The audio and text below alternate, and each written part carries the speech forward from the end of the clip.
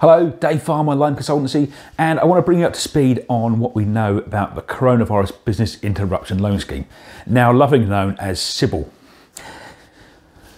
Yeah, so certain things have changed and these are in the public domain. So things like no personal guarantees on loans up to £200,000, great news. No charges over prime residential security, great news, because those are two things that really were preventing people wanting to apply. So those have gone. But what does it mean actually in practical terms? Well, we know that the scheme allows companies to borrow up to 25% of their turnover or their wage bill, whichever is greater. But just because they can apply for that amount doesn't mean it's affordable. So what do we know about affordability calculations? And this is my message really that's key at the moment. Having looked at the different lenders in the scheme, what are we seeing? Well, EBITDA has got to cover debt servicing by 1.7 times. Where does EBITDA come from? Well, what lenders are tending to do is look at the last filed figures or the year-to-date MI and then say, okay, well, is that going to happen again once we're through this period of coronavirus? So in 12 months' time, are the figures now going to be the same as the figures then? So as long as you can justify why trading is going to return to how it was, then the EBITDA figure now will need to cover the new loan as well by 1.7 times.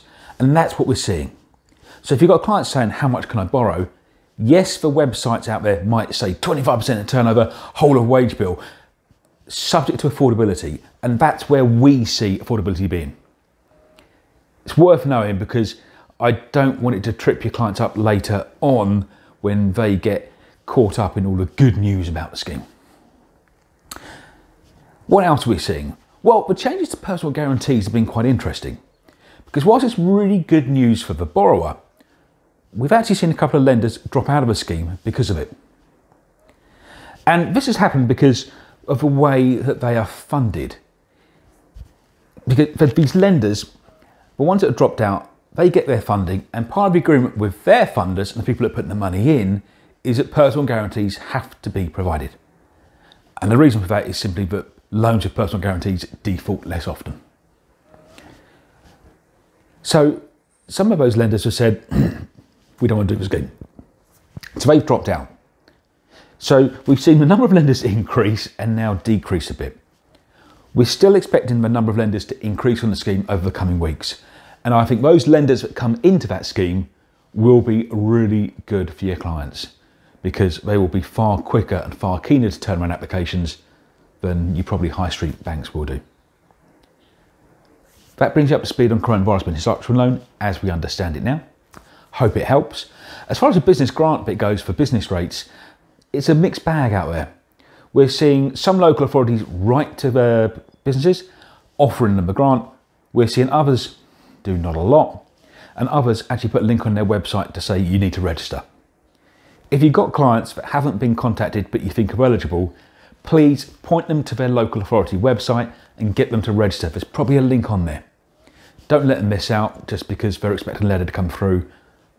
We know civil service not great at communicating. Hope it helps. As we understand more about the scheme and the schemes on offer, we'll keep you updated. In the meantime, stay safe. You're probably working from home like me, so if you need anything, email, give us a call. You know where I am.